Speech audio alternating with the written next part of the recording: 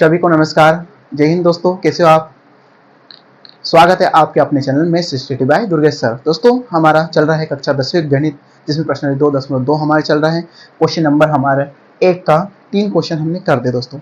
आज के लेक्चर में हम पढ़ेंगे क्वेश्चन नंबर 4 और 5 को सोल्व करेंगे। इसके बाद एक क्वेश्चन रह जाएगा इस प्रश्नावली का, क्वेश्चन नंबर 1 का। उसके बाद क्वेश्चन 2 के कुछ क्वेश्चन रहेंगे, तो हमारा अध्याय 2 क्या हो जाएगा, कंप्लीट हो जाएगा दोस्तों। और मैंने अध्याय 1 के सारे क्वेश्चन मैंने करवा दिए दोस्तों। अगर आप हमारे चैनल पर नए हैं तो प्लीज चैनल को सब्सक्राइब और वीडियो को लाइक और पिछले वीडियो जरूर देखें दोस्तों। चलिए स्टार्ट करते हैं। वही क्वेश्चन है हमारा जो पिछले 3-4 क्लास में हम वही देख रहे हैं, है ना। वही सूत्र भी है। आपको क्या करना है, पहले इसको द्विघात समीकरण से तुलना करेंगे, ठीक है। तो देखो ये और ये दोनों सरल है, तो इसको द्विघात समीकरण से तुलना करेंगे तो एक क्या हो जाएगा, द्विघात समीकरण से तुलना। द्विघात समीकरण क्या होता है, x square plus b x plus c बराबर सी से तुलना, ठीक है। तो अब दोस्तों यहाँ पर थोड़ा ध्यान देने की बात है कि यहाँ पर स्क्वायर वाला टर्म है, u वाला टर्म है, लेकिन c नहीं है दोस्तों। तो ऐसी कंडीशन में क्या करते हैं, जो नहीं रहता उसको जीरो मान लेंगे, ठीक है। जो नहीं रहेगा उसको क्या मानेंगे, जीरो दोस्तों। तो देखो आज कुछ समय के लिए इसको ऐसा मान ले, a u square plus b u plus c, क्योंकि हमारा द्विघात बहुपद वो कैसे बन सकता है, ये जो है X Y Z U V ये सब चर राशि है, तो स्थान चेंज कर सकते हैं ना, चर का मान बदलता रहता है, ठीक है। तो ये क्या होता है, तो हम कभी इसकी तुलना करेंगे v, सॉरी ये u है, ठीक है, u है ना, हाँ u है। तो हम देखेंगे कि u इसका तो a के स्थान पे 4 आ रहा, b तो b के स्थान पे 8 आ रहा है, लेकिन c का कोई टर्म नहीं, तो c को हम मानेंगे 0, है ना दोस्तों। तो a का मान कितना आएगा 4, b का मान कितना आएगा 8 और c का मान क्या आएगा 0। आपको ये मान लेना है। अब इसको क्या करेंगे, गुणनखंड विधि से तोड़ेंगे, तो 4u दोस्तों प्लस 8u, ठीक है। ये आप लोगों को मैं बता दूं कि ये सरल है दोस्तों, इसको आप मान लेना है 0 के बराबर, ठीक है। 0 के बराबर मानो या फिर अपन अब देख लेते हैं। अब इसमें कॉमन क्या निकला दोस्तों, इसको 4 देखो 4u 4 गुना u लिख सकते हैं, प्लस इसको लिख सकते 2 गुना 4 गुना 2u लिख सकते हैं दोस्तों, क्योंकि हम क्या कर सकते हैं, हमें कॉमन निकालना है। तो इसको लिखते हैं 4u को 2 बार तोड़ दिया, प्लस 8 को हमने 4 गुना 4 दोनों 8। तो अब देखो 4 इसमें है, 4 इसमें है, कॉमन है 4, u इसमें है और u इसमें है, मतलब 4u कॉमन है, 4u क्या है कॉमन है। अब अंदर क्या बचेगा, u बचेगा, ठीक है, और प्लस 4u कॉमन निकला तो क्या बचेगा 2, ठीक है। अब हमारे गुणनखंड क्या है दोस्तों, ये इसमें 4u एक हो जाएगा, इसको आप मान लो एक 4u को मान लो और दूसरा मान लो u प्लस 2 को। अब दोनों को 0 के बराबर रखो, तो 4u बराबर 0 और u प्लस 2 बराबर 0।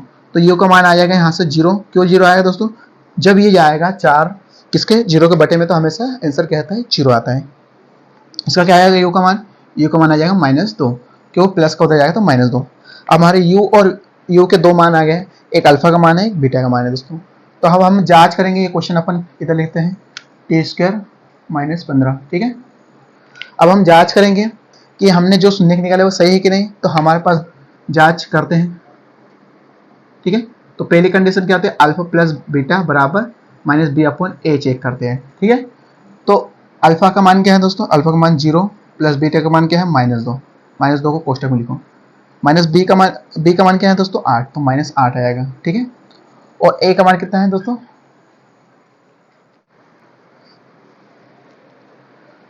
तो दोस्तों अल्फा प्लस बीटा बराबर -b/a है, तो अल्फा का मान क्या आ जाएगा, अल्फा का मान हमारा जो निकला था 0, है ना, प्लस बीटा का मान क्या निकला था -2, और यहाँ -b, तो b का मान हमारा क्या था 8, तो -8, और अपन में क्या आ जाएगा हमारा a का मान कितना है 4 दोस्तों। अब देखो प्लस माइनस -2, इसको से 8 से काटेंगे 4 दोनों 8, तो -2, ये करेक्ट आया है, ठीक है, फर्स्ट कंडीशन। अब सेकंड कंडीशन में भी चेक करो, तो क्या अल्फा इंटू बीटा क्या होता है c/a, ठीक है। इसमें भी चेक करना है, योगफल है, शून्यांकों का योगफल और शून्यांकों का गुणनफल दोनों चेक करना है। तो अल्फा इंटू 0 गुना -2, ठीक है, बराबर c का मान कितना है दोस्तों 0/a का मान कितना है 4। दोस्तों किसी भी संख्या का हम 0 के साथ गुणा करते हैं, किसी भी संख्या का हम 0 के साथ मल्टीप्लाई करते हैं, तो हमेशा आंसर क्या आता है 0। और अगर मान लो 0 ऊपर और कोई संख्या नीचे हो तो उसका आंसर भी क्या आता है 0। तो ये और ये दोनों बराबर है, ये और ये दोनों बराबर है, मतलब हमारे जो शून्य निकले वो सही है दोस्तों। तो ये क्वेश्चन नंबर 4 था, है ना। अब क्वेश्चन नंबर 5 जो हमारे उसको करते हैं। आप इसको अच्छे से समझ लेना, सरल क्वेश्चन है, ठीक है। क्वेश्चन नंबर 5 करते हैं।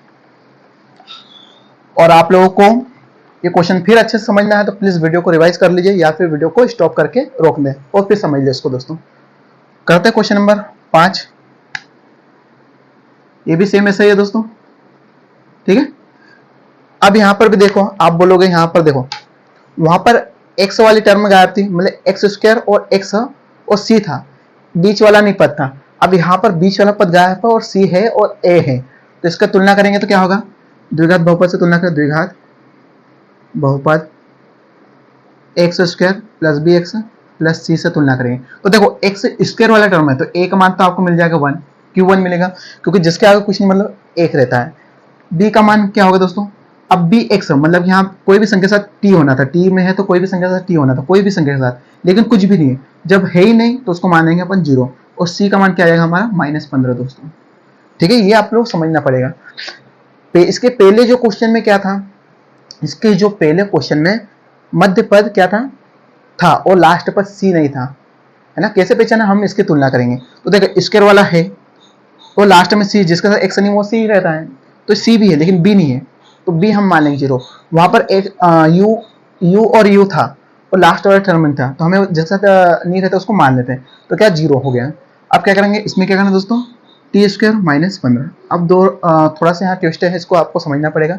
जैसे ये स्क्वायर है तो हमें 15 को भी स्क्वायर बनाना पड़ेगा, ठीक है।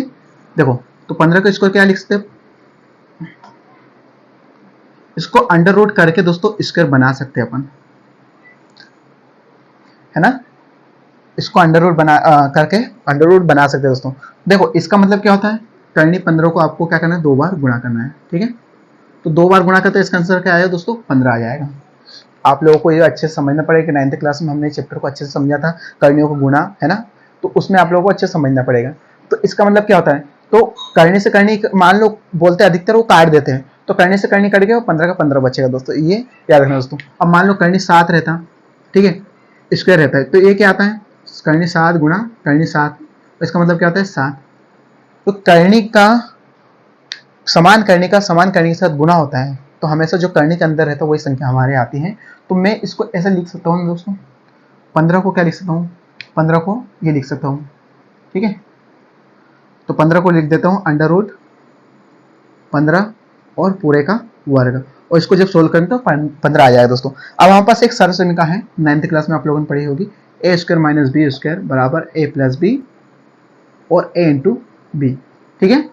ये सरल समीकरण लगा के अपने करना है। तो ए का मान क्या हो गया, ए का मान टी हो गया और बी का मान क्या है, करनी 15। तो ए प्लस बी मतलब टी प्लस 15 करनी 15, टी प्लस करनी 15, पहला कोष्टक। दूसरा ए माइनस बी मतलब टी माइनस करनी 15, ये बन गया हमारा 2 गुणनखंड।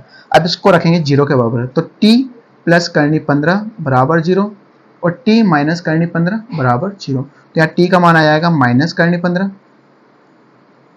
और यहाँ t का मान आ जाएगा प्लस करनी 15, ठीक है। तो ये शून्य हो गया हमारे अल्फा का मान माइनस करनी 15 और ये हो गया हमारा बीटा का मान करनी 15 दोस्तों। अब क्या करेंगे, जांच करेंगे। तो जांच करने के लिए क्या करेंगे, जांच, तो अल्फा प्लस बीटा बराबर